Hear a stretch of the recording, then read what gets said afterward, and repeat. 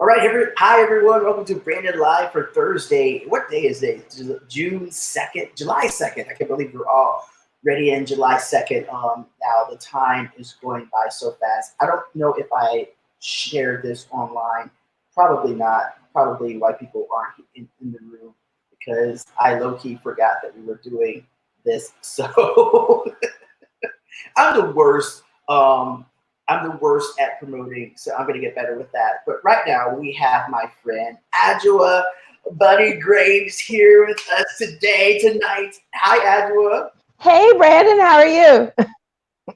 I'm so great. It's so great to see you here. We've been talking about having this conversation for at least 10 years. I know about mental health conversations and stuff like that. Yeah, since the origin of the Brandon Show. Since the origin. I'm so glad that you're here tonight and to talk about some mental health stuff. If you're coming in the room, come on in the room. Like, share, subscribe. Add me. I'm also live right now on YouTube at youtube.com/YOUTV. That's UTV. So this is the first time I'm on YouTube tonight. I'm really trying to work YouTube. I haven't used it in years. So I'm going to try to be more consistent on that. So add me on YouTube. Add me here. Adwoa, we're talking mental health. It's a lot of stuff happening in news in mental health because we are in, as you know, a pandemic, right? Right. And you're in Texas right now. So I'm in New York City, and we started off having, being the epicenter, and it looks like Texas and a few other states are kind of taking that lead. How do you feel right now being in the state where it's kind of cray out there? It's kind of cray is the perfect description for it.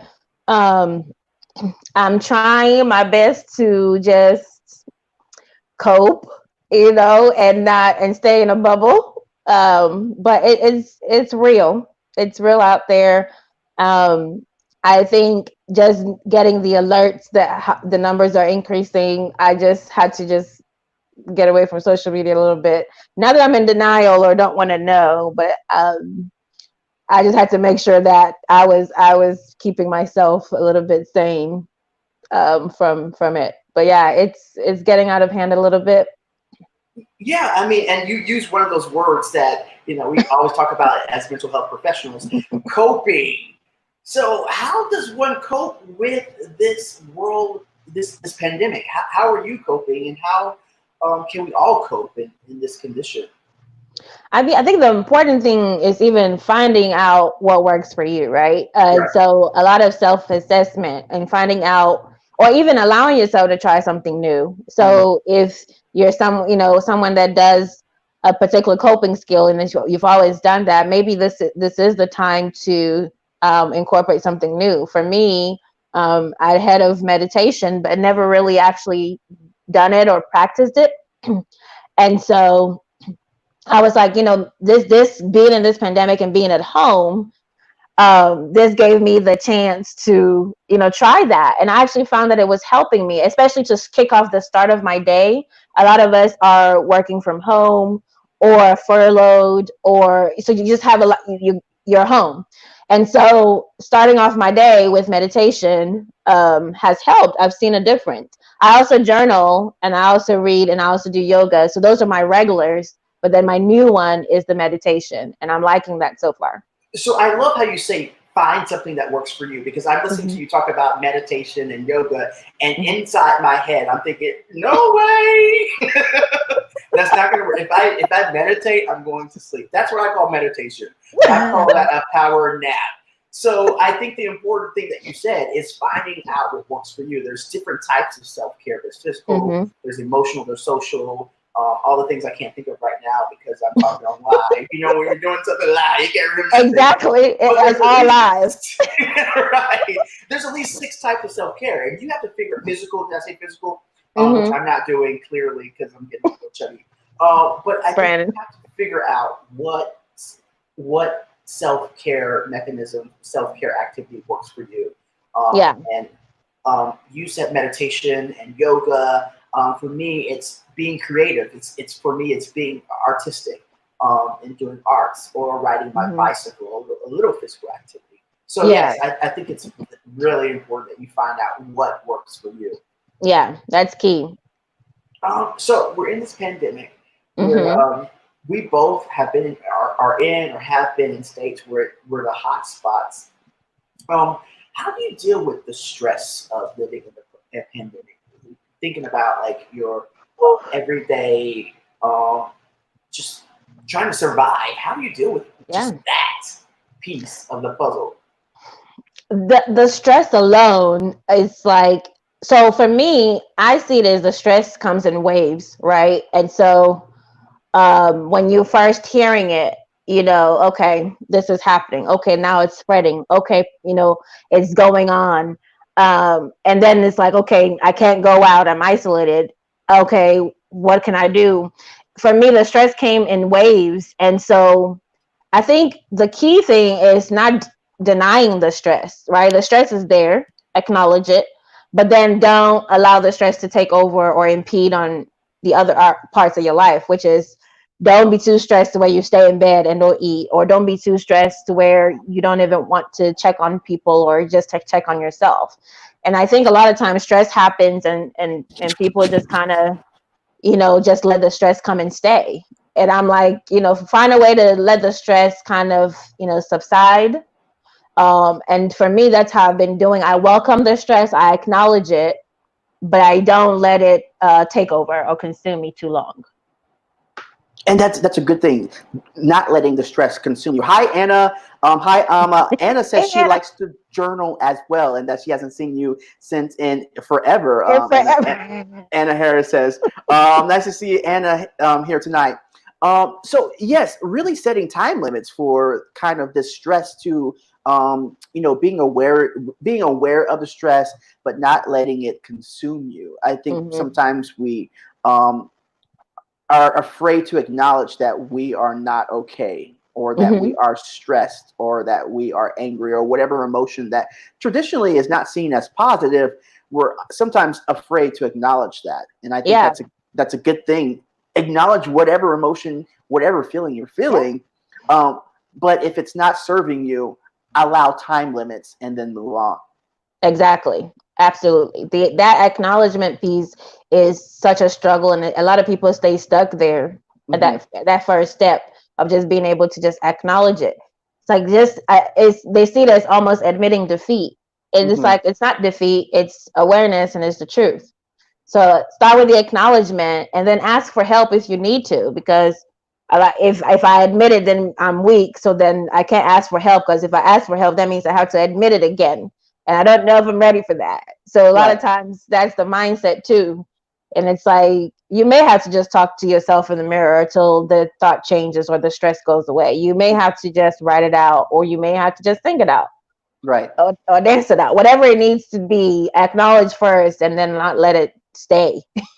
And I think it's so important to just again acknowledge, and then work your power in your vulnerability and ask for help. That is the most powerful thing that you can do, Hmm. is ask for help when you need it. Hmm. um, we know these people, we know ourselves when we're walking around on this earth and we need help, and we're prideful and we don't say anything. That is not control, that is not No. power. That's actually the opposite of being powerful, opposite of Hmm. being brave, opposite of being courageous. It's you need to really open up and operate in that vulnerability, because that's where your power lies, and that's really how you're going to move forward in your life. And so Absolutely. if you're out there right now and you're stressed out and you have a need, open up your mouth and say something to I someone. need help. I need help. And it's Hmm. really, really learning, and figuring out those people in your lives. We're talking about social support who can actually help you. There are people Hmm. out there who are waiting, who are willing, and who are Hmm. ready to assist you, not Yeah. save you, because Not save you. you don't need a rescuer. You don't need Superman. Don't You need a really need rescue ranger. right. But support. There are people out there who are willing, able, and ready, and happy, and capable, to Hmm. support you. So operate in that vulnerability. Anna says, exactly. I went from for a while, not acknowledging how much the isolation of working at home this past school year was getting to me. I mean, we're living in unprecedented times, Adwoa. Mm-hmm. I mean, I focus on social isolation in my studies, in my doctoral studies, and so Mm-hmm. we're living in unprecedented social isolation where we Yeah. actually are mandated or requested to stay away from people. And so even before this pandemic, we were actually having an epidemic of Mm-hmm. isolation and Mm-hmm. loneliness. And so you compound that with uh, health concerns. Mm-hmm. It's it's really kind of out of control if you don't know how to manage the isolation and the loneliness that can come from being at home. And Yeah.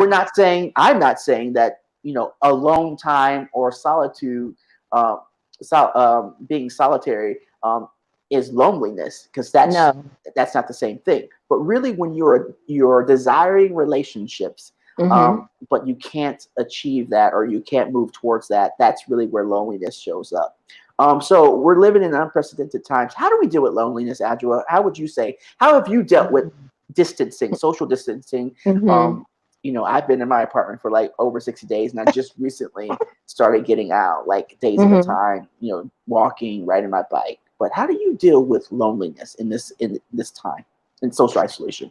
Yeah, it's, for me, I'm a homebody, but then I also have that part of me. Majority of the time I'm a homebody, but I have that part of me that wants that people connection, and that friendship connection, or just being able to socialize a little bit.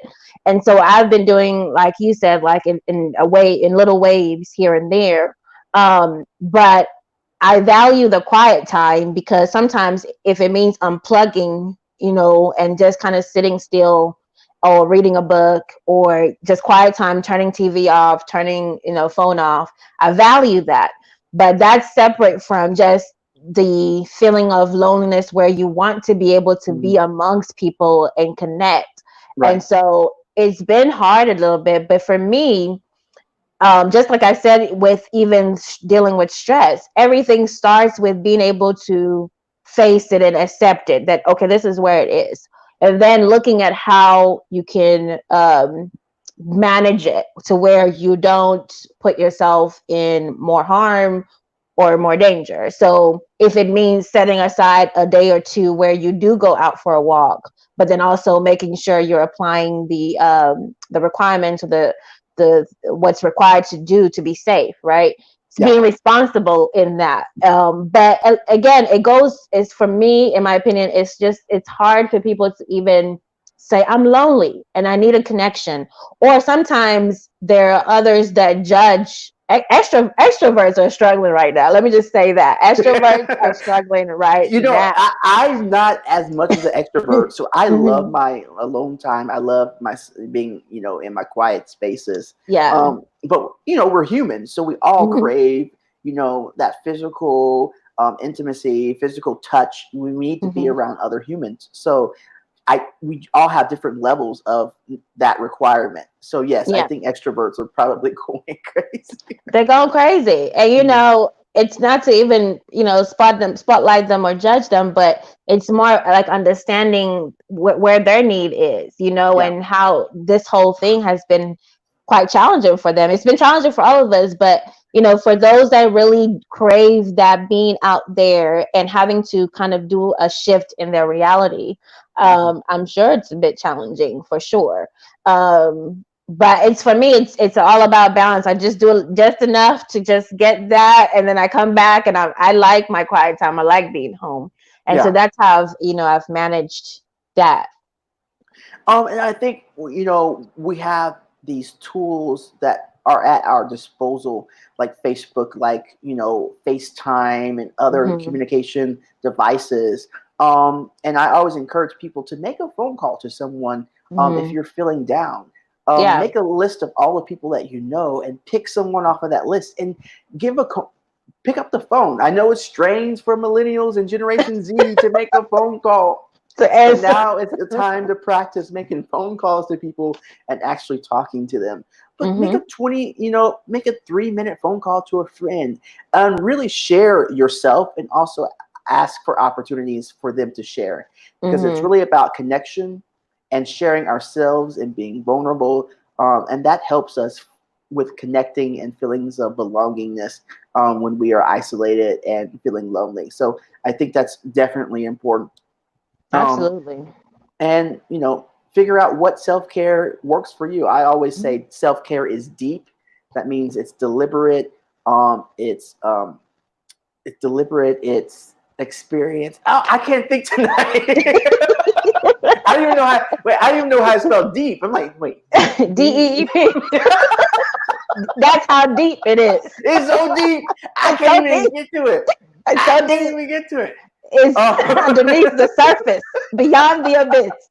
I'll get back to it. And we'll talk about something else in a second. Gosh, I am literally brain dead today, Adwoa. Let's talk about some stuff that's been in the news. We've been, if you're on Instagram and all that stuff, if you watch Hollywood, you've seen the allegations, that, what's his name? Help me out, Adwoa, right now. August Alsina. And Jada Pinkett Smith, maybe have had a relationship, maybe have had an open relationship. Allegedly.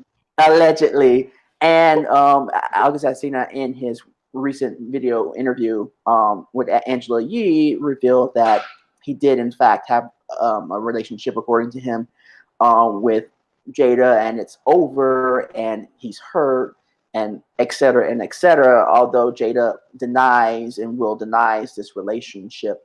But she did say today that she is coming to the red table to talk. To heal herself. To heal herself. Which I don't know what that means. Yeah, we don't know. We'll see. I can't wait. Let's talk about relationships, because we all have relationships, whether they're platonic or romantic or familial. Let's talk about what it means to have a relationship that works for you. And we're using just this example of a relationship. It's really, I don't have any judgments about open relationships. I've never had an open relationship. I've never been in a polyamorous relationship. Heck, I can't even find one person. So getting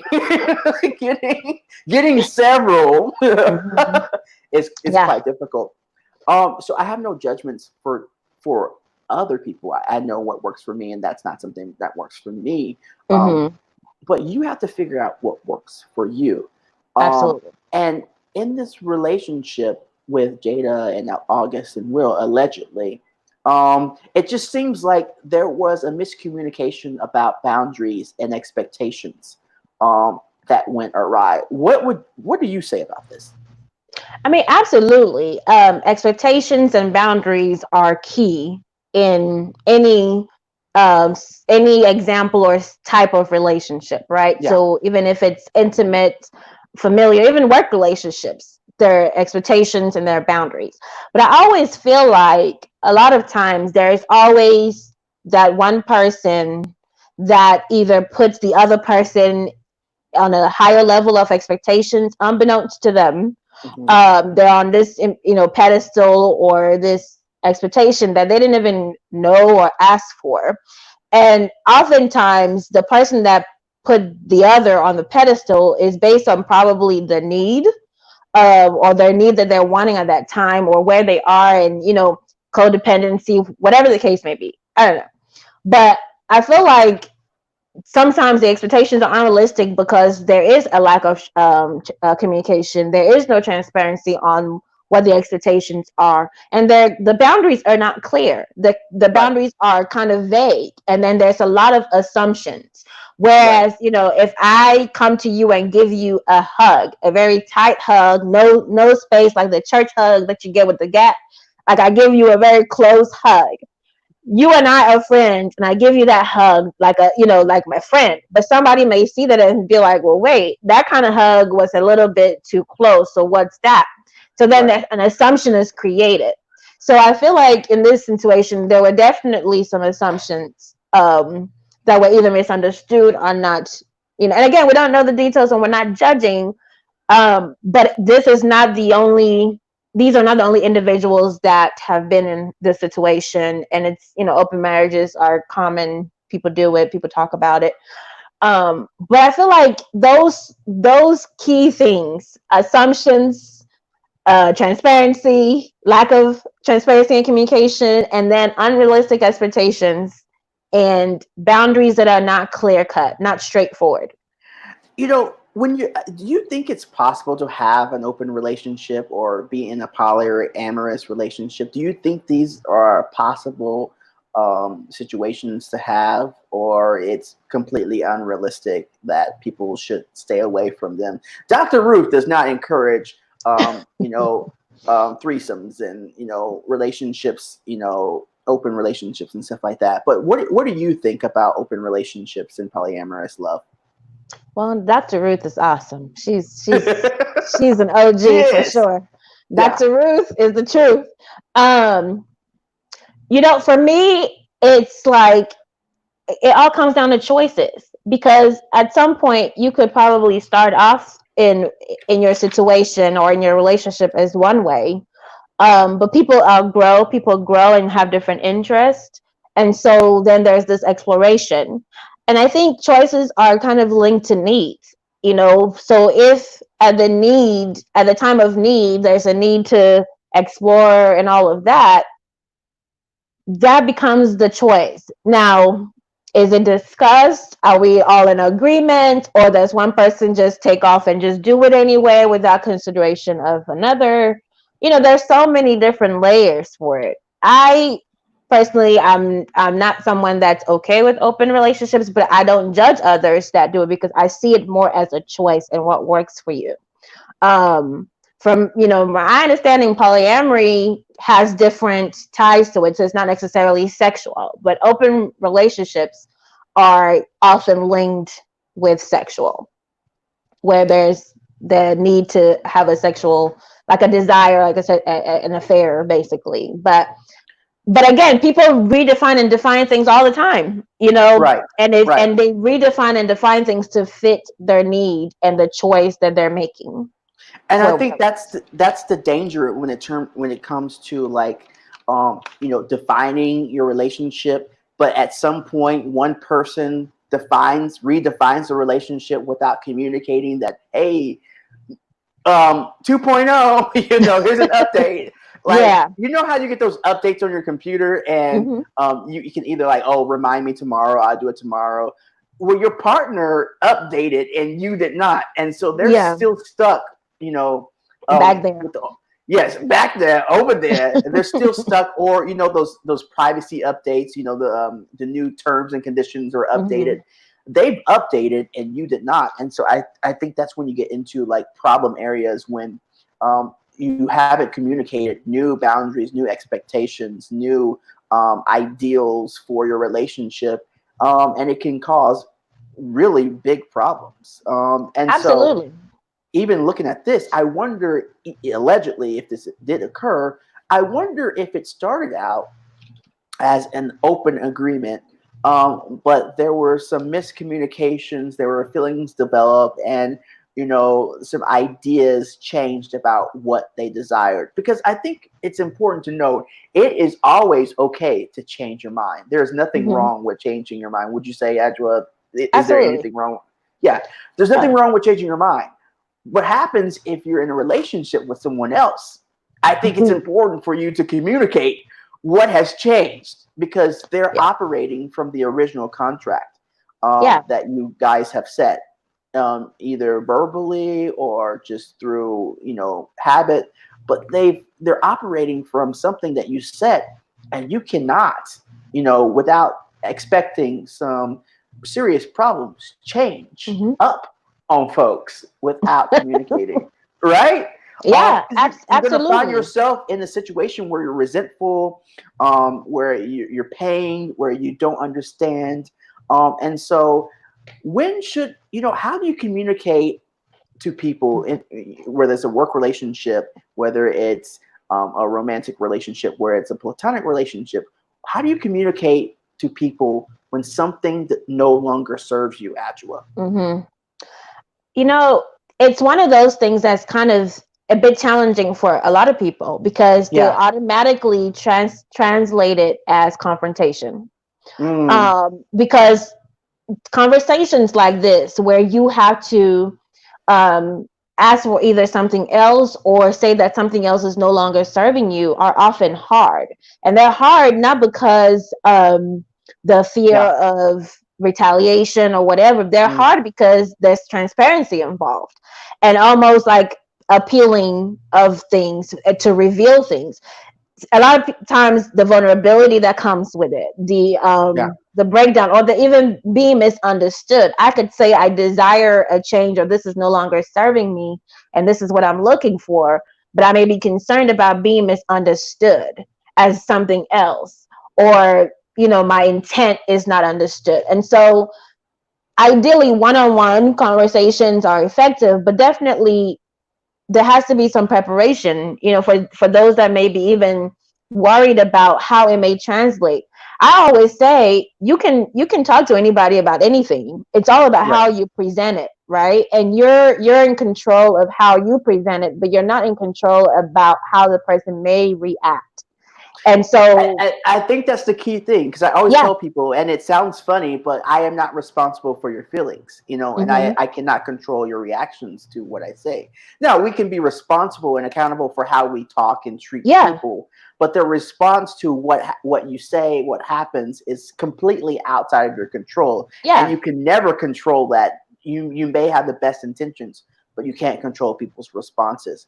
So, with that, let's talk about how, in counseling and mental health, we talk about you statements, I Hmm. statements. Okay. So, how can we constructively start, a conversation about this ain't working, man?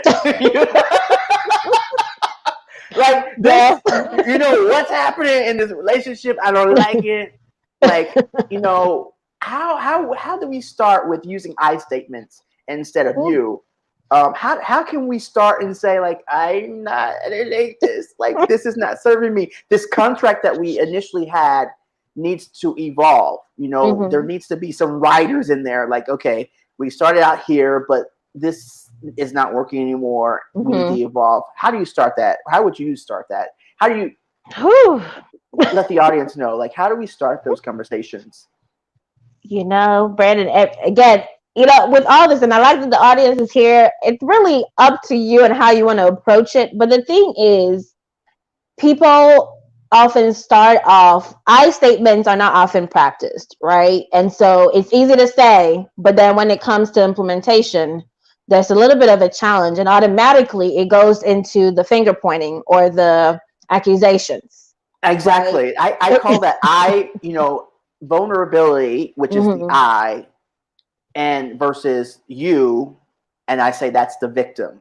Hmm. You Hmm. speaking from a victim. So you did something to me. You, Yeah, blah blah it's blah. your fault.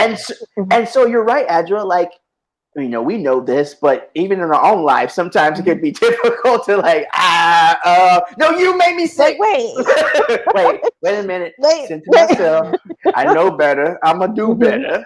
Yeah, so, so it continue takes on a with lot that. of self-assessment. Like, if you are Yeah, at the point where you do want to be the one to take the lead on having these types of conversation, because you've to get to that point, you've had to have had some time to reflect, to come up with your reasons, to look at to assess the situation and find out why it's no longer working for you, and present it. But again, it goes into, after you've done your self-assessment and doing your preparation, you can't worry about, a lot of times people get so caught off guard and worry about what they're going to say.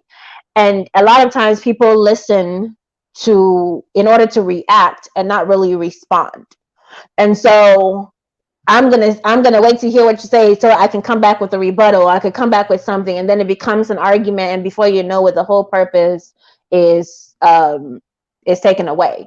And so a lot of times it's just very hard, but it does definitely start with self-assessment. And if you know your points and what you're doing, and you're aware of your I statements, your goal and your intent should be to be able to present your case in a manner that is not offensive, and rather it speaks to your truth and how you're feeling right now. I think that's definitely right. If you want to talk to us, we're more than happy to take some of your questions to come on. I just posted a link. You can click that link and you'll come on camera and talk to us because we'd love to hear what you have to say. We'd love for you to Yeah. join in on the discussion. I hate saying conversation. Conversation Yeah. is used so much on TV. Join in on the conversation. No, so Conversation. I try to find different words for conversation. So join in on the discussion, Of the the discussion. dialogue, The so chit chat. I the try to chit stop. chat. Join I, in on the chit chat. But yeah, I think that's absolutely true. Going back to earlier, it's really hard to open up and be vulnerable, and that's where the I statements come from. That's where yeah. I feel, I think, I'm looking forward to, I really want. Mm-hmm. It's when you're insecure, when you don't have the confidence, and perhaps your partner, your friend, your coworker doesn't facilitate an environment where you feel comfortable, even in discussing those vulnerabilities, being Mm-hmm. transparent, and so it can be difficult. But you definitely don't want to start the conversation off with you and You. blaming and becoming a victimizing yourself, re-victimizing yourself, and Mm-hmm. becoming a victim. Because of course, people are going to stonewall. They're going to be combative. They're not going to even hear what you have to say. And even I statements, even being vulnerable sometimes, if they don't want to hear you, if they're not interested, Mm-hmm. you can't control that. You can't. Sometimes you're not going to get resolution. Sometimes you're not going to get closure in every situation. And you have to be okay with that. You With have to be that. okay with that risk of being vulnerable that they may not respond at all. In the best way at all. And the At reality, all. the At truth of it is, all. if you Yeah. want closure, you may have to just close the damn door yourself Yes. if you want Yes. closure. Yes. Because they may not give you that closure. Yes. Sometimes we're even wanting to have this conversation in hopes that we would get an apology, and we may not. So this is all part of the self-assessment that needs to happen, where you have to be okay either way and know that my goal is to be able to just share where I'm coming from, but not expect anything, come what may. I just want to be able to be transparent and tell my truth. And sometimes, that may be the problem. You Yeah. may be seeking an outcome that you cannot control. Mm-hmm. And that may lead to, again, resentment. They may Yeah. lead to further pain. That may lead to feeling like you wasted your time. But we Yeah. cannot control anyone else but ourselves. And No. you have to be okay with knowing the fact that you can only control you. And Yep. sometimes you want to control people, you want to get them to do what Can't. you want to do. But at the end of the day, you can only control you. And people may not always respond the way you want them to. And it Mm-hmm. sucks sometimes It's because you want what you want, yeah, right? you want what you want, but so the unique thing that I always kind of gravitate to is that maybe in that moment they may not even give you the response that you're hoping for, or they may not say what you're wanting or hoping, or you may not even get the outcome. But I guarantee you, at the end of the day, when they go in their corner and you go in their corner, they're going to be thinking about what was said. It will play on their mind. So they Yes, might eventually come back and give you something, or right. you may not hear them from them at all. But again, that has nothing to do with you.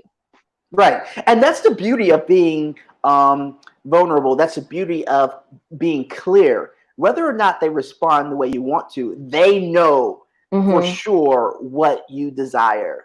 And there can be no ambiguity about that. And About you can that. walk away knowing that you were as clear as Mm-hmm. possible. And that's all that you need to do. And whether or not they respond in the way you want to or respond at all, it's outside of your control. But Exactly. that clarity, the feeling of walking away, and I've been in a situation. I'm sure you have, Adwoa. Mm-hmm. Of you had that feeling of I should have said, I should have did. Like, why didn't I say? Why did I really say how Why? I felt? Like, why should I? And you carry that, Mm-hmm. you carry that. And so if you're given the opportunity take the risk of being vulnerable. Take the risk of being transparent. Now, we're not saying go to anyone you don't know and And spew just all tell, your feelings. Yeah, like line them up. there's a time and a place for everything, and there's maturity, and you need to Hmm. know. You need to read the room. Hmm. So Yeah. but at the core of really discussing and having open communication with people is really being transparent, is really being authentic, and is really being vulnerable, and knowing that you cannot control everything. And it Yeah. is so freeing It to really live is. in that space where you don't have to control everyone's actions. Whew. Can you imagine? Can you That's a lot. imagine that? Like That's a lot. walking, knowing that you don't have the power to control Hmm. people, you can really release that and surrender and allow people to make the decision and the choice and the,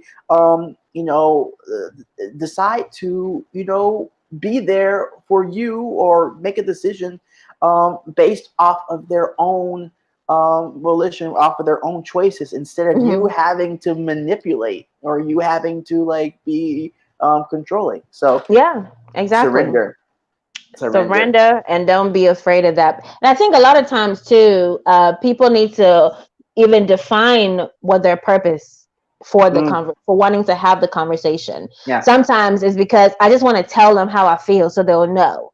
But if you make it about them, you're still not really doing it for you. yeah, So I think it's important to note about redefining the purpose of even wanting to have a transparent conversation or a conversation that is that vulnerable and of that magnitude. You have to redefine the purpose for yourself. And again, I keep reiterating, going back to that self-assessment. What is my purpose or my goal for having this conversation? What do I hope to get from it? What am I willing to accept if I don't get it all? Like, am I okay with just being able to say my truth, speak my truth, and let it go? But don't make the purpose about the person, and I think a lot of right. times it's easy to do that because, well, I don't want to hurt their feelings, or I just want to say just enough so they can listen, and you're still making it about them. I think that's where you're operating out of a place of power, right? Hmm. You're Yeah. asking and you're having a self-assessment with self. Hey, Hmm. self, Hey. let's be powerful. Let's be in control of our emotions and our feelings and our thoughts. Hmm. What do we actually want from this conversation? What do we actually want in our lives at this moment?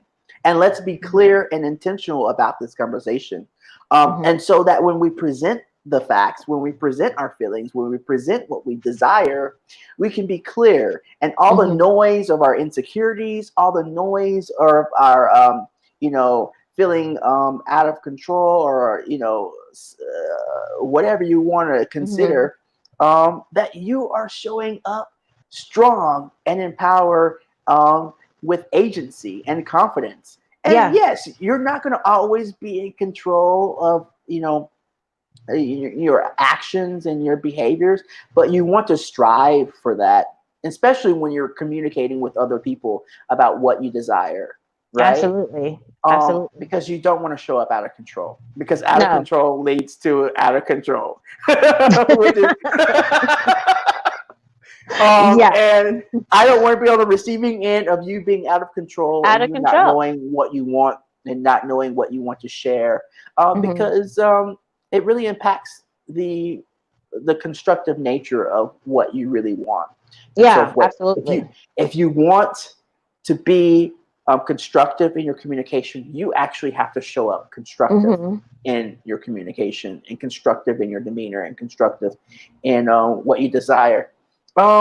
Yeah, I love that. But it's really, it's nice to talk about. And I have conversations with friends all the time, Hmm. and you work in counseling and mental health, and we know these techniques, we know these things, but I find so interesting that a lot of people, even if you try to use these techniques where you're actually giving them power, Hmm. over themselves, you're allowing them to make decisions and you're staying within your power, it sometimes seems uncomfortable. Do you think, have you ever tried to have a constructive conversation with someone and they feel like you're being manipulative? Yeah, manipulative, or Don't use that stuff on me. Like what? You Don't use mean it on me. trying to My hear what you have to say? Yeah, my favorite one. Oh, you're just therapizing me. I said therapize was a word. Or you're being such a counselor, or you're psychoanalyzing me. And I'm just like, no, it's constructive to where maybe think about it in a different context or a different perspective, or or what if you did it this way? What do you think? But I think it's even more that response is trying something new, the discomfort that comes with trying something new or thinking of something in a different way, and Yeah, this whole comfort zone thing, right? And so a lot of times, depending on the discomfort or the how long they've been in their comfort zone yeah, or quote unquote set in their ways, some of these responses come from that. yeah. And I think we've just been programmed, Mm-hmm. to not have constructive dialogue, Yeah. to not have constructive conversations with the people we love, our coworkers, our Mm-hmm. friends. And it's uncomfortable to like, wait a minute. You're actually giving me agency over my own feelings. You're Mm-hmm. actually allowing me space to think. And so it's a new way of communication. It's a new way of talking to people. And really, it's a new way of getting what you actually desire by staying in your own self control. And I Exactly. think that's one of my missions in life, is to help people deal with conflict constructively, Yeah. because most of us aren't trained to have constructive conflict. And it's not easy, and It's not. It's yeah, not. It's no, not. it's totally It's not not. easy, and I want to make sure the audience understands that none of Oh this no. is easy. It's very So hard. if someone called me right now, it might not be constructive. it's it's definitely it's it's definitely not easy. work. It's That's yeah, why and that's why this profession exists, because exactly. it's definitely something that has to be worked on. You have to be guided. Hmm. But I think the truth is what you said early. It's really about self-assessment. Yeah. Um, when you come to the table knowing what you want and what you desire and who you are, and it's easier Hmm. to be constructive, Yeah. and not and accountable, really, Hmm. um, than when you don't know what you want, what you desire, Yeah. and it's easy to place blame on other people because you don't have any clue about what you want for yourself. And For so, yourself. yeah, Mm, and everything that's not preach. happening right is not my fault, It's because not. I'm not even aware that you don't have an awareness level. Yeah. Um, so yeah, if you guys have any questions, thank you for joining us. I've Yeah. enjoyed this chat. Adwoa, we still have time. It's not over, It's not but over. it ain't over until it's over. Um, Brandon. but I'm glad we're having this conversation. Yeah, I am Especially, too. I am too. um,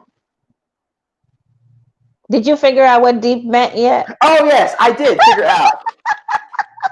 This is the thing. I write stuff all the time, and Hmm. I forget my own stuff. I You just want forget. to get it out, and so I once it's forget. out, Like yeah. I forget, and so my what it means when I was talking about self care, and so I said self care should be deep, and self Hmm. care really deep stands for deliberate, Hmm. energizing, planned, and practice. Ooh. So it should be deliberate. Self care is not something that you just do on a whim, because that's not Hmm. self care. Self Yeah. care is you actually plan it. You make it a priority. Hmm. So it's deliberate. It is energizing. Self care is not something that drains you and makes you tired. Self care is planned again, and self care is practice. You have to do it, not just once, not just twice. You have to make it Yeah. a part of your routine. And so that's what deep meant. And I couldn't Wait, remember, but Brandon, wait. What was the other E? I got energizing. What was the second E? wait, D I don't E E know. P. I think I still. I think. Oh my god! See, I tell you, I can't even. I'm not playing with myself I today. was taking notes because I really like that You're analogy. like, wait, what is the other E? I can't believe. You know what? I am dyslexic. I'm finding out. You know what? And I There's can't nothing wrong with spell. that. Own it. Yeah, Own it. yeah. Well, we're gonna make some things happen because BG has a problem. Um, We can say effortless. No, it takes effort. you Yeah. know, it's no, it's. We'll come back to that Okay. because I didn't even notice that I didn't put another E. I made two P's instead of E, and I'm just like, that doesn't make sense in my head. That's why I couldn't remember it. Ownership, transparency. Do y'all Owners, see that? that's why. That right there. That's why I couldn't remember because it's spelled wrong. Like I tell you, No sometimes judgment, Brandon. no, please don't judge me. No Sometimes judgment at all. I'm writing stuff in the middle of the night and I'm delirious. And I've actually shared this, and I Yeah, just now noticed that it's spelled wrong. it's all good. This um, is why people. It helps to talk to friends. You know yes, that can help you. that's FY says I like that deep, deliberate, energized, plan, and practice. Yeah, well, Hi, you know Adwoa. what? Sometimes you don't even have to spell things right. So that Yeah, is true. So maybe yeah. that's what I meant to do. Maybe Deep. that's deep. DEPP. But that's more like depth. That's But how you know I what? heard it. Yeah, but you know what? Be Good Foundation is BEY. That's not how you say See, E. see, it's a So play. It's a play on the words. So you we'll can do take it. whatever. You can do whatever Yeah. you want to. Do whatever you want to, guys. Oh my gosh, Lord Jesus, help me! Like, help me with my life. Help us all, God, Lord. thank you, Adwoa, for like pointing that out. You know, I've said that so many times, and I just until tonight when I'm trying to remember it, I'm like, there's something missing. I feel like Sesame Street. Today's letter is the letter E. Today's letter is the letter E for excited, for enriching, for energizing, Yeah. for yeah, yeah. Um, nice to see you, FY, here on the Adwoa. Brandon Show Live. And Who's in the chat, Brandon? Call out some people. FY is in the chat. There was Anna Ama. She was in the chat. Hi, Emma. Um, Yeah. Anna Harris was in a chat. She said hello. Thank you guys for coming. I did see some likes. I can't see everything on this platform, but I Okay. can see people showing up on the other when I go to Facebook Live. So that was fun. So what can we look forward to in terms of what's happening in your life? In terms, I know before we got on this program, we were talking about what you're doing, and we talked about like narrative therapy, and that's kind of like your modality that you use when working with clients. Can you tell the audience about narrative therapy? Um, yeah, can you tell the audience about narrative? Yeah. Anthea says hello. Hey, Anthea. Hey, Anthea. So can you talk? Can you Shout tell out to audience? Texas. Shout out. Can you tell the audience about narrative therapy? So it's really a theory that I learned in graduate school, and right now I don't see clients, but because I work in higher education and I manage a wellness program, a lifestyle and wellness program. But I find that in having that foundation back in graduate school, I equate it to a lot of ways that I do things, whether it's presentations or working with clients, or when I used to work with clients at psychiatric hospitals, or nonprofits. But basically, it's a concept of reauthoring your life, right? So if you think of it like how we were talking about, we are in charge of our own, how we present things, how we put information forward. We are in charge of our feelings, our I statements, and all those things. So we are in charge of rewriting our own stories. So a lot of times we get caught up in the negative or the problem or what someone did to us, and we're wanting that acknowledgement. We're wanting them to say sorry. We're wanting them to know how we feel. Yeah. But then what happens after that? After you've expressed that, or after you've had that conversation, what happens after that? How many times are you going to retell that story of being hurt Yeah. or not getting what you want? And so what I appreciate about this theory is being able to kind of be editor in chief of your life. and you get to Yes. pick and choose what you're going to include in your next chapter. Like, you get to pick and choose what you're going to bring with you and what you're going to leave behind. And leaving it behind doesn't mean you don't reference it every now and then, but you don't include it as part of your new story, your new narrative. Right. And Right. so oftentimes that's even how I operate when I assess my goals or I assess things or where I want to go. I'm trying to look at, okay, what parts of the past can I take with me and what can I leave behind? Because the thing is, for all of us, if it's no longer serving you, or if it's not no longer part of your growth, then why does it need to come with you? It's the same. It's the that is same so thing. powerful. I think, we need to see ourselves. We Mhm. always hear, like, I'm an open book, I'm Mhm. starting a new chapter. We hear those things. Yeah. But we absolutely have a narrative, and we Mhm. absolutely have a story that we've Mhm. been telling all of our All the lives. time. And sometimes we're unaware of that narrative. Mhm. Mhm. And if you are unaware of that narrative, you don't know where you've come from and Mhm. where you're going, and absolutely where you are in the present. And if that Yeah. narrative is full of trauma, it's full of negative, it's full of being Mhm. a victim, you carry that story with you every day, and it Yeah. permeates through every experience that you have. You know Yeah. what? You want to know why you're angry at the cashier at the grocery store? Because your narrative, The narrative. the Yep. narrative that you've been carrying for so long, is the anger. And you Mhm. carry that story, and you're saying with narrative therapy, you're saying with therapy, you're saying with changing your story, that you don't have to live that story You anymore. don't. You can author a new direction, a Editor new in chief. editor in chief, because ultimately we are all in control of our lives, or Mhm. we have access to control of our Yeah. lives.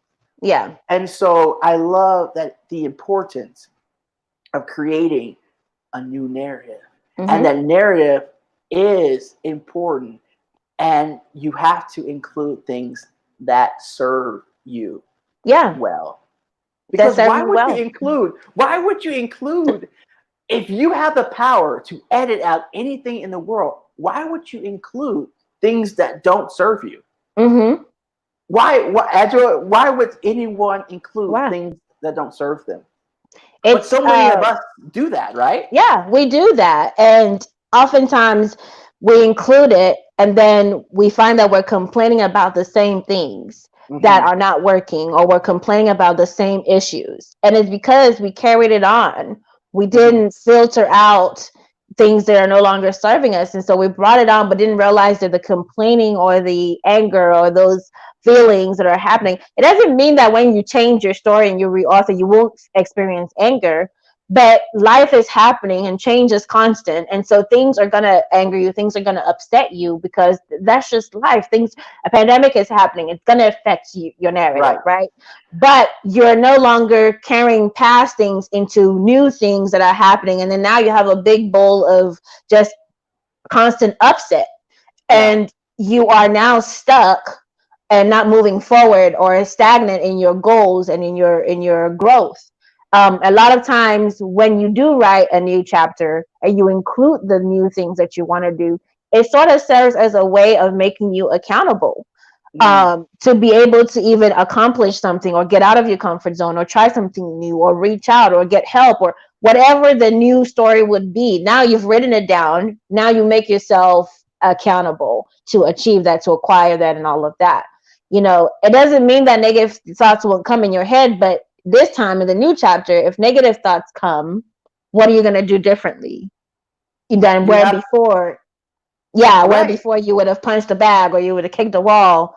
This time you've rewritten it the way, if the negative thought comes, anxiety comes, stress shows up, I'm going to do something different than I did before. You That's the have an power of opportunity rewriting. to write a new outcome Yeah, new and a outcome. new net.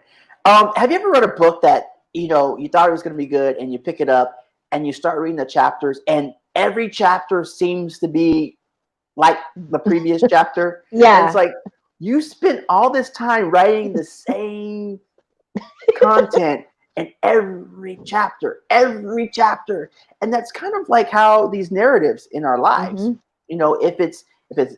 If you're not careful, you could end up writing the same story over and over on a merry-go-round and over. Meet a new person, the same story, the same story over and over. And it really takes someone in your life, maybe a therapist, maybe a friend, maybe someone that that supports you, or even yourself, taking time to do some self-assessment to see that OMG, I've been living out the same story, same experience every time.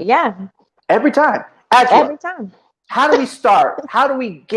What is the first thing that we have to do to get ready to write a new story for our lives, to change our narrative? I like how you get so excited and powered up, Brandon. Because it's important. Because, there are people out there. I've had the same narrative in certain situations in my life. There are people out there who are ready and willing to change their story. But where do they start? How do they start? They're ready. Ready, eager, and everything. And that's even the initial. You have to be ready and willing, right? And part of that, first you say it, now you have to put it into action, right?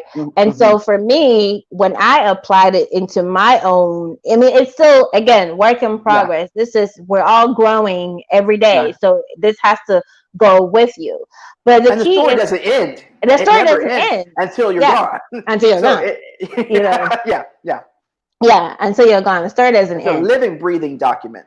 Exactly. And so again, you're in charge, so you can edit, re-edit however you see it fit, right? But for me, the first start was to even pay attention to patterns of behavior, or even take time to list some of the things that were just toxic to me that I didn't desire to really visit or revisit anymore.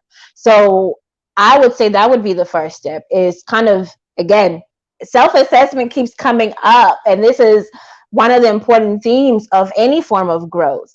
And so you start with looking at some of the past things, the past hurts, no longer blaming people. A lot of times, we may still be angry at our parents, or an old boss, or we carry some issues from old friendships, or whatever the case may be, even relationships may say. You can start off with looking at some of these situations that upset you. If there's a commonality of some sort, where it's like, it's the same patterns but different types of relationships, but maybe it's a communication issue that endured all through these types of relationships. So what is it about it? But the key is to not dwell so much on it. Acknowledge it, list it. Yes, it happened. What am I going to do differently? So I started off with just listing some of the things in my past that I wasn't too keen on or happy about. And I didn't really care about bringing it along, because I remembered how toxic they were for me, for my mindset, for how I was even a friend to others. So I wanted to grow. I desired to grow. I wanted to be better. And I even asked for help to be better, or how can I serve you better, or serve myself better? And so all of that takes that unpeeling. A lot of times people are vulnerable with that, with even facing the truth, right? Because that process is very hard. Admitting some things, even some things that you've done yourself that were hurtful. So it's not a comfortable thing. It's very emotional. It can be anyway. But you have to be ready for that. And whether you do that on your own or you go to counseling for that, it's a choice. But it definitely opens the door and the start to that. But the key is not sitting there dwelling on it. Own it, acknowledge it, and come up with a plan. And there's a word that we talk about in counseling is ruminating, which is constantly thinking about in your head, replaying in your head about a situation or experience. I want to talk about the word. You used a word that we hear. It's a pop culture word. It's a popular word these days. Toxic. I'm toxic. Sorry. And we're not talking about Britney. Is that Britney Spears, right? That's Britney Spears. Shout out to 2000s. Yes. 2000s in the house. So toxic. I think that's a word that we hear all the time. You're toxic. I'm cutting you out of my life. Yeah. I want to caution people that everything that makes you uncomfortable is not toxic, right? Yeah, Some I would things agree. need to be removed, yes, out of your life. But everything that makes you uncomfortable, every experience that you have with someone that is not constructive, doesn't mean it's toxic, right? And so I think we should be careful because it's really popular to like, you're toxic, you're not agreeing with me, or like, no, we're having a disagreement. Using or toxic because you don't get what you want. right. No, it's not toxic. It's not toxic. Maybe that behavior is toxic, which is, shutting down, which is, pushing people out of your life because you're not getting what you want, or you're not able to control, or you're not able to manipulate. Maybe that's toxic behavior. So not every experience is toxic. But I do think this whole narrative piece, that's all we're living, right? We have a story. When we're out of here, when we go to heaven or whatever you believe in your world, all we have left is our story. Yeah. And isn't it powerful that we have the ability, that God, I believe God, gives us the ability to co-write our stories. And those who are aware, those who want to take up that mantle to do that. And those who maybe are not aware, maybe who have not reached that point, they can get there. They have the ability to create and write their stories. And I think that's so amazing that we have been given that ability. It's a gift. And it's a gift. And not everyone, everyone knows that. But everyone out there, if you're watching, you have the ability to shape your narrative. Will it be easy? Will you have to like erase some of the pages and start over again? Will you have to like, go through some edits and cut some things out and maybe stay up all night trying to figure out how to replace some activities and events in your life that you want? It's not going to be easy. It's not. But that doesn't remove the ability from you to still do it. And I love and that. It's quite courageous, to first of all be willing to do that, and then second of all stick through it, and then third of all keep it up. So it's quite courageous, and the challenge is because if it's something that gets you out of your comfort zone, it's uncomfortable for a reason, because it's pushing you to grow, to change your mindset, to have a growth mindset. And so I think a lot of times people use it as excuses or reasons not to be able to try it, but all it takes is the first try and being willing to be consistent with it. And consistency. I mean, that's a key the there. Big one. That's a hard part. Yeah. Consistent in anything that's hard. But even in your inconsistency, realize that at any point, guess what? You can start over do again. I think we get so caught up sometimes in failing. Like, oh, I messed up. It'll never happen. I can't do this again. My life can't change because I messed. Darling, try again. Try again. Do not try again. Do again. And that's if you fail, do again. You fail, do again. And do it again. Okay. It's okay to get back up. It's okay. And it won't always be easy. You won't get up as, it won't always be fast get up. Maybe it'll be a slow crawl. Yeah. Maybe it will be, years, months, decades. But do. And it's okay. You're no one's judging you. Yeah. Well, they are judging you, but that's none of your business. That's nothing to do with you. It's about them. It has nothing to do with you. They Absolutely. will judge you. Be aware of that. Yes, people will judge you. Know that. Someone's judging you right now, but that doesn't matter. Second. It has nothing to do with you. Sounds like a personal problem. Yes, that's not. But it's not mine. It's not mine. Yeah, but you have the ability to start over. I think that's so beautiful in life. No matter what your circumstance is, you can still start over. You can still change your mind. You can still rewrite your narrative. You can still change your direction. And people may be mad at you for like changing your direction, changing your mind, changing your ideas, but it's your life and It's you not have about control them. over it. Exactly. It's not that phrase that people say, it's not you, it's me. Yes, it's true. It's It's true. not you, it's It's me. me. It's me. And this is what I need for my life. This is what brings me well-being. This is what I desire. This is what brings me wholeness. This is what brings me wellness. This is what brings me happiness. This is what operates. This is what brings joy to my life. And so why should I care about what you think I should do when I am operating out of power and out of awareness? What works for me? I'm going to do what's best for me. I'm going to write my story. I'm going to look back and know that I put together a beautiful narrative and it has nothing to do with you. Power. You got. I want to write something right now. Let me write my story. Brandon, you a mess. But Brandon, how do you think that translates into a relationship, like an intimate relationship, for instance, because we had touched on that? Yes. How do you think that would transfer where either spouse comes and presents this concept that I want to rewrite this story, and they're taking autonomy, they're self-aware, they've assessed things, but in your opinion, from a male perspective, like how do you think that translates into an intimate relationship? Would you think one would think that, oh, you're being selfish because you're making it about you, or do you think it will cause some conflict, or what? So when you're writing your story and you're creating a relationship, you're letting that person know, guess what, babe? I'm writing you as a part of my story. Isn't that beautiful to let someone know that you are part of their narrative?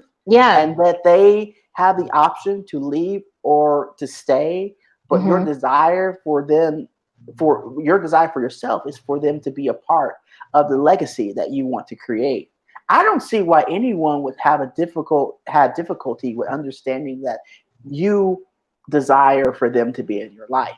And like, I mean, what would you think, Adwoa? Like, I want someone to show up not because they have to, but because they make an everyday commitment to be there with me, right? I don't want to be manipulative. I don't want to like be jealous. I don't want to have to like try to coerce you. I don't want to have to tie you down.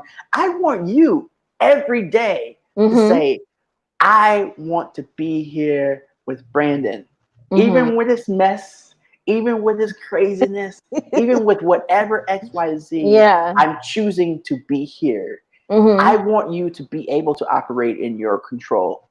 I don't want to have to convince you. So, I want everyone should want their partner to show up completely in control of what they desire, completely in control of their life, completely in control of their narrative. And that narrative, hopefully, would and should include you. Don't you think so? If it doesn't include you, you may need to evaluate your life. Right. You're like, I'm reading on page 72 and I disappeared. Like, what happened? Like, I missed it. I'm not part of your narrative anymore. Like, I'm not part of the story you want. How come? Yeah. That's their choice. Yeah, it's their choice. But you want others to be a part of your story. And those who you don't, write them out. Yeah. Write them out. Write them out. And it's okay. It's okay. And it's okay. Because we're really working towards building a life that is reflective of our inner light, our inner love, and ultimately our legacy. Yeah. And if you cannot find someone who allows for that light to shine bright, who allows for your legacy to be beautiful, who allows for you to be who you are completely, then why have them in your life in the first place? Why dim your light? Why dim your destiny? Why dim your narrative? Why muddy your narrative? if you're in complete control over it. Yeah. Like, so no, I want someone who helps me to be better and who helps, gives me suggestions. Hey, Brandon, I saw on page 72 that story. What if you did this? Oh, that's a good suggestion to make my Thank story you. better, Mm-hmm. right? And it should enhance Yes. any situation should be an enhancement. Yes. Not, a dismissal. Yes. Like, no. So that's what I think about narrative. What do you think about? Let me hear your perspective about this. No, I'm in total agreement with you. For me, I see as everything as like an invitation or a permission, right? Like I'm giving myself permission to do this, to rewrite this chapter. I'm inviting you to be part of it by, welcoming you. You may not know it or know much about it, but I'm opening the door to be a chance to educate you on it and invite you to be part of it. And part of it being part of the new story is because remember I said even with the news story, you include goals and things that you want to even be accountable for, right? So in a situation with a couple, this is a chance to redefine, what that new chapter will be for us. What would that look like? How would we hold each other accountable? What are some new things that we would do that we would no longer, that we didn't do before? Or what are some Right. old things we would no longer do? So I see it as an invitation, right? And again, it's an invitation. I can't make you be part of it, but I know that I can be accountable in the fact that I offered an invitation to be part of it. Absolutely. It's definitely, we're not going to make you, you're not a slave. And so I can't make you do something that you don't want to. Even if I try, it won't always work. And some people, have tried to manipulate, have tried to coerce, and those relationships don't last. And if they last long, it's going to be contentious and it's not going to be a good thing. And I like how, sometimes, I think I was speaking from just one narrative, but we have multiple narratives operating at the same time. And your relation narrative could be completely different from what you want for your business narrative, you know? But I think still those narratives have to align at some point and be connected. And so you can't have a completely different experience or life here and a completely different experience in life here, because it'd be incongruent. It's like, okay, are you two different people? Like, what's happening? Which one? Yeah, like you're this person here and this person here. Like, who are you? So I do think there needs to be some congruence, but you can have multiple narratives happening at the same time. And one of those narratives could be, this is the family that you want. This is the ideal relationship. This is what you want. This is what you're not going to tolerate. But definitely I want everyone to show up into my life because they want to, and not because I convince them or coerce or like guilt them into being there. If you don't want me, what's that song? Fantasia song? Fantasia. If you don't want me, then be yourself. Why? Yeah. Hey, Nicholas, welcome to the show. So yeah, hi, Nicholas. I just think, I want you to be here. I want you to say it every morning when you wake up and look at me and my messy hair. Everything. And say like, you look a mess, but I want to be here again. Exactly. And I think one of the important things you mentioned, Brandon, was making that choice every day, right? Choosing each other every day. Every day. It's a daily thing, because you could go to bed in one mood and wake up another. Right. But then when you make the conscious choice to either work on something or work with someone or be with someone, it's a daily choice and an effort for sure. And I think, you were talking about it earlier a little bit, but everything is a daily choice. I think sometimes we have this tendency to say, okay, I've done it. I've made it. I've arrived at, an experience or a destination or like whatever. But the next day you have to do the work again. Yeah. It's as long as you're here, you have to continue to do the work. You have to continue to be consistent. You have to continue to make good choices. You have to continue to move towards well-being. It's like it's a daily habit. That's why we have affirmations. Yes. That's why we have meditation, because you have to get back to that space to do the thing that you did yesterday. Yeah. Like it's a continual. If you're talking about faith, it's a daily commitment. It's a daily ritual. You have to really do this day by day. Sometimes even depending on what you're experiencing, moment by moment. By moment. It may be you may have a moment by moment experience where you have to recommit every second. Especially if we're talking about addiction, for addiction, it can be moment by moment by moment by moment of recommitting to not relapsing, not regressing, not relapsing, all of that. Yeah. So and nothing is easy in this world. Like the only thing that is easy is giving up. That is the easiest thing to do. Like, can do it right now. You ain't gotta do nothing. That's it. I quit. I'm done. And that's the easiest thing to do. And so when you see successful people, when you see successful marriages, don't believe that they did not work hard. Don't believe that they did not recommit every moment of their lives to make sure. And don't believe that they did not have to get back up after falling. Yeah. Because they've probably fallen a lot of times. And you maybe not privy to seeing that. But I guarantee anyone successful in relationships, in business, and whatever you think has had many falling outs, have fallen many times, and you didn't see it. So it's daily work. It's daily work, and that's why you need support. That's why you need professionals if you can't if you feel like you can't get back up, because it's work, and sometimes it's not easy. You're gonna need support. Sometimes you're going to need an extra hand. You're going to need someone to encourage you. You're going to need someone to say, I got you. Yeah. I didn't save you. I'm not saving you. I'm not rescuing you. I don't have a cape. Yeah. But I see you, and I can support you, and I want you to get back up. Yeah. I'll lend you a hand. And so it's daily work.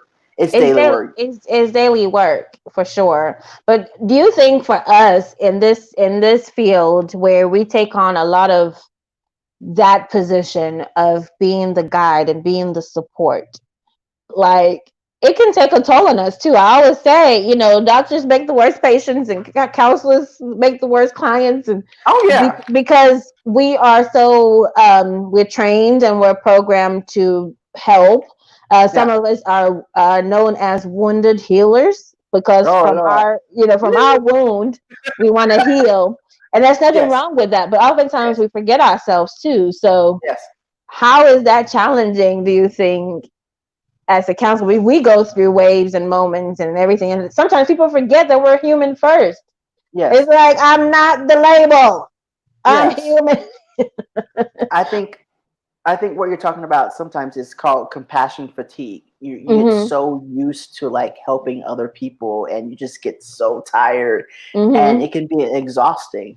Because we're human, like you said. Yeah. Like we know. I mean, if y'all know something else like that, I'm not human, let me know. Like if someone knows that she's not human, let us know so we can stop pretending, because I would like to fly. And if I know that I'm not human and I can fly, let me know.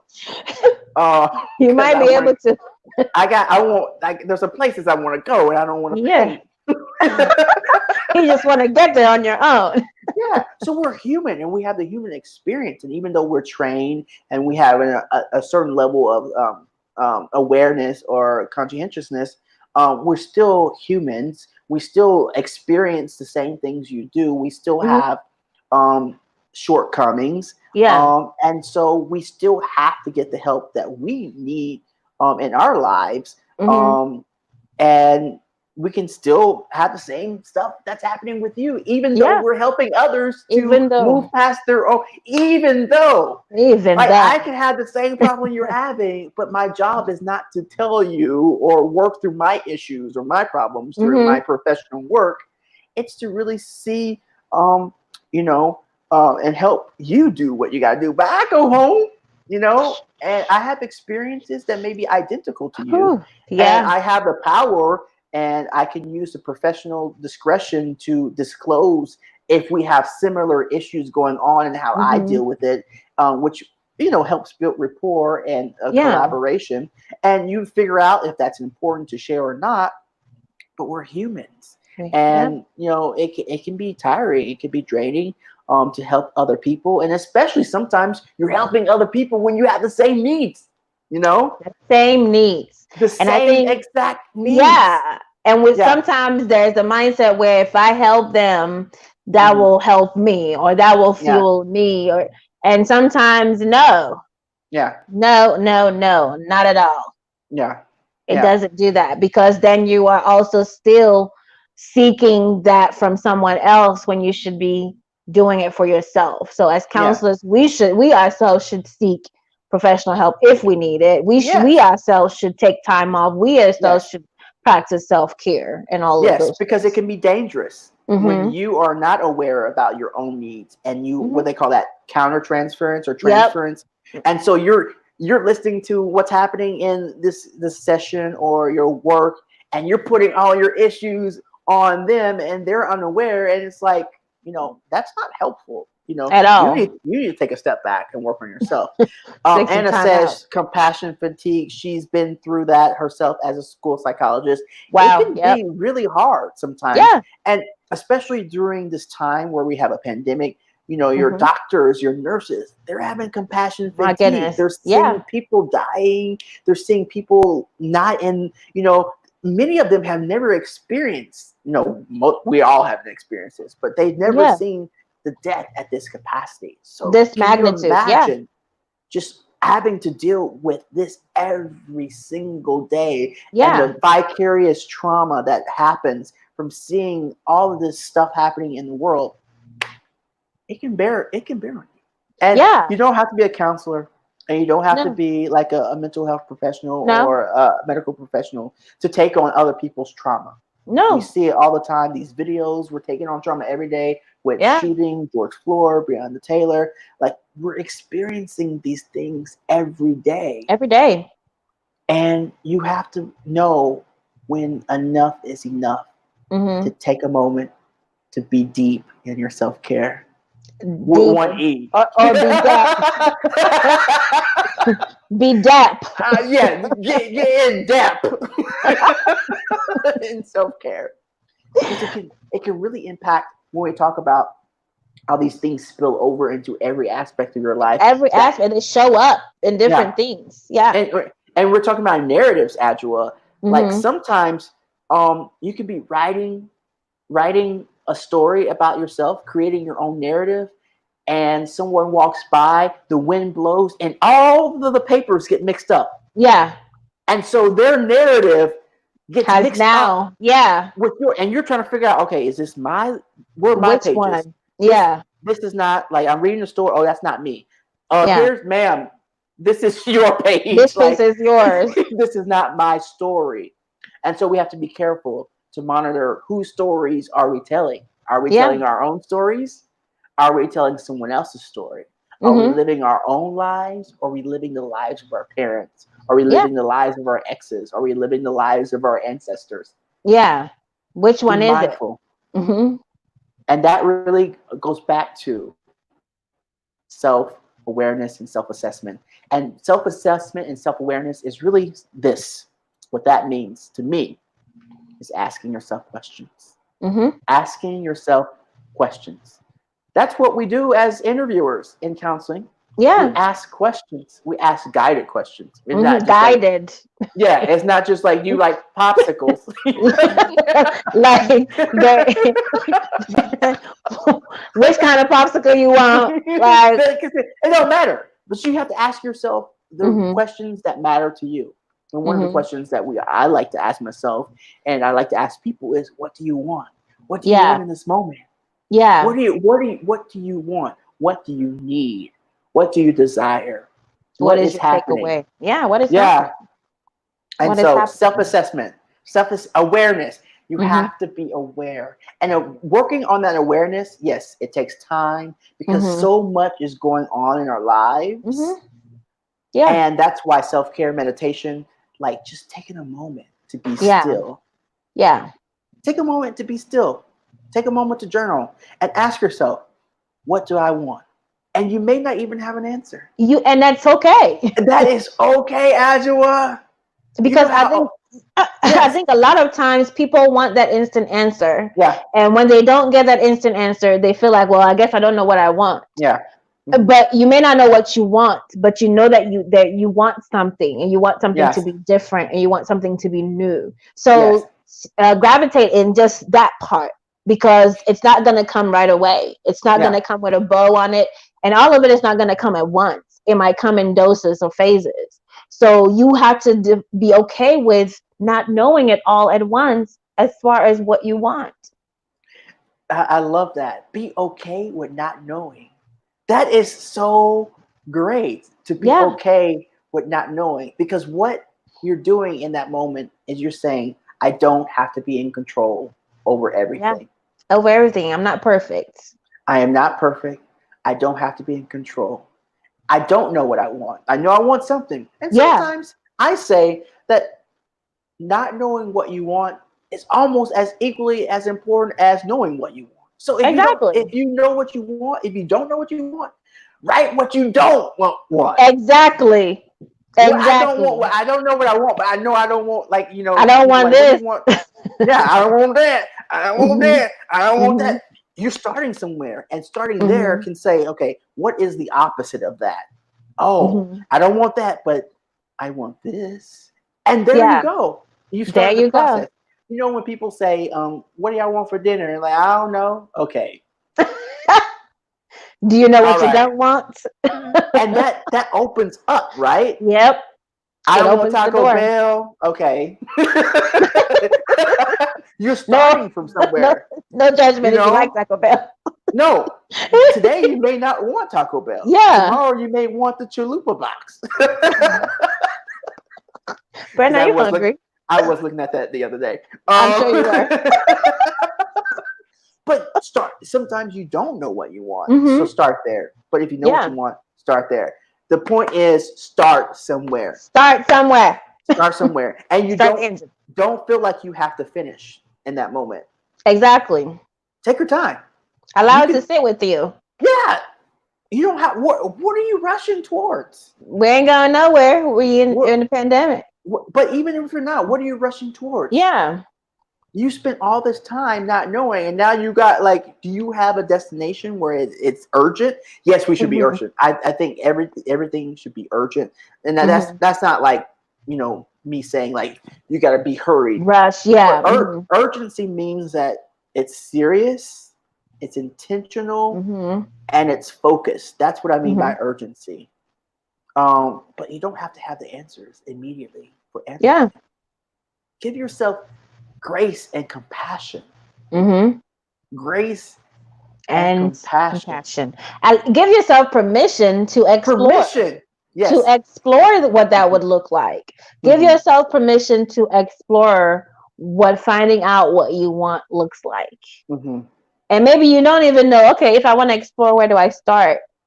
Yeah. Well, that's where you seek out help, support, resources, whatever the case may be. But you're giving yourself permission to go on an exploration of self-discovery, because we are constantly growing and changing. Our needs are changing, our desires are changing, our wants are changing. We're being purposeful. We should be purposeful in our exploration to find out what we want. It should have a purpose. You know, a lot of times people don't have a purpose. Yeah. That's okay. And that's okay. But you can find it. You can create a story for it. Yeah. You can discover what that is. But you can't discover something if you're not even looking for it. And so say that again. Hold on. You can't discover something if you're not even looking for it. Wow. So take a moment. Take a moment in those quiet moments, in those meditation moments, you know, take a moment to get in touch with who you are and what you ultimately desire. Yeah. And you will move closer and closer and you'll be able to begin to write this narrative that Adwoa has so eloquently talked about tonight, Mm-hmm. and start the life that you want to live. Yeah. And guess what? It won't be easy. It's It not. won't be, always glorious. But guess what? At any point, you can try again, do again, and Mm-hmm. do again, and get back up.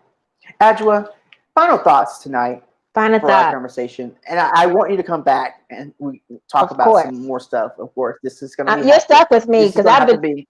yeah. I've been This is waiting gonna. forever to. I've been waiting forever to be on the Brandon show, so I'm coming back. Oh, we're gonna be doing this. A lot. So Adwoa, final thoughts tonight. All we talked about tonight. What do you want to leave our audience? What do you want to leave our audience with? We talked about a lot. F for good, yeah. We talked about a lot, and a lot of it I know is things that we all know, we've heard of. Some of it are repetitive things like the whole find yourself, all these things that even some of the self-help things that we've talked about. It's not new, it's not foreign, it's not uncommon. But I think for me the takeaway is just being able to again get into the habit, or even if it is the habit of practicing some of these things, the habit of permission, inviting permission, giving yourself permission. Everything is an invitation. Invite yourself to self-assess, invite yourself to get out of comfort zone, invite yourself to face those things that you've been burying or not dealing with or putting away. Invite yourself to do that, and trust that you have your own abilities to be able to handle that. We're all been given strengths and abilities to handle things. And yes, reach out for help, absolutely. But we all come with these skill sets, and then we're able to do it. Sometimes it's in a thought process or it's an idea. Go with that idea. Allow yourself to take it from thought to action.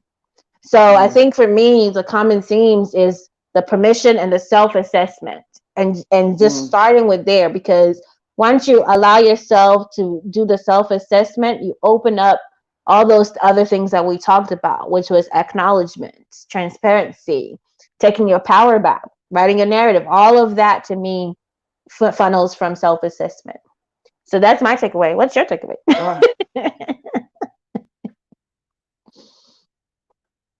Way tonight is that we are all experts in our lives, and we have the ability to pick up that hat and create the life that we want to live, because we know ourselves, to discover ourselves. We can create whatever story we want to. We are creators. We were created to create. And so your job with your expertise is to create the life that you're meant to have. And you can pick up and drop off and pick up and drop off, but you're on your own timeline. Absolutely. No one else is responsible for your life but you. And you have the ability to make it whatever you want. And so when you're feeling out of control, know that you are in control and that you have the ability to get back on that train to go in the direction that you want to go. Absolutely. I just want people to know that this is your life. Like, this is really your life, and it can be whatever you want it to be. And if you live with that spirit, if you live with that awareness that you can impact and change and share what you have been placed here to do with the world, like, it's amazing. Yeah. It's amazing. Discovery. It's amazing. It is amazing. It's amazing. We all have the power. Will it be easy? No. No. Will you have to commit every day, every moment, every hour Yes. Will you make mistakes? Wonderful mistakes. There are some mistakes that are so wonderful because it really teaches you some lessons that you need to learn. Yeah. So you'll make some mistakes, but guess what? You can get back up. You can change your life. You can impact the lives of others. And with these changes, with this impact, with this light, ultimately, we can create a world that is more loving, more peaceful, and Absolutely. more on purpose. So that's my thoughts for today. Be sure to take a little time to Take just a little time. take a little time. Don't what's the rush? I know we got unless you got a clock that says you got this much time before you die or whatever. Like, take your time, do what you know. You know what you need to be doing. You know Absolutely. it. You know it. You Even know if it. you can't articulate it. There's sometimes you're just like, I have a feeling. I don't even know how to put into words on those pages, Adwoa, what that is. Right? Yeah. But you know that a new narrative is shaping inside of your spirit. You don't feel have the it. words, but you know. Mm-hmm. That's how much of an expert you are about yourself. Mm-hmm. Even if you don't know how to articulate, even if you don't know how to put into words, even if you don't know what direction to go into, you know a change is going to come. And so allow it. Allow yourself permission. Permission. Allow yourself to feel. Allow yourself to be compassionate. Allow yourself time. And allow yourself grace. And allow yourself, most of all, love. Mm-hmm. That's true. it. That's it. Thank you.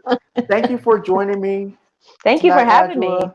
It's been awesome. I feel like my camera is being slow right now. It may not be. Maybe it's my computer. But thank you for joining me. I hope to have you back here soon. Of course. Thanks, guys, for joining me on the Thank Brandon you, Show everybody. Live here. And on YouTube, we have to figure out a time. I want to figure out in the next month or so a stable time, either in the daytime or in the evening, that we could do the show. So if you have some ideas on what time you want to see me, maybe every day, once a week, let me know. Let him know. Opinions. Yeah, I'm going to take in consideration.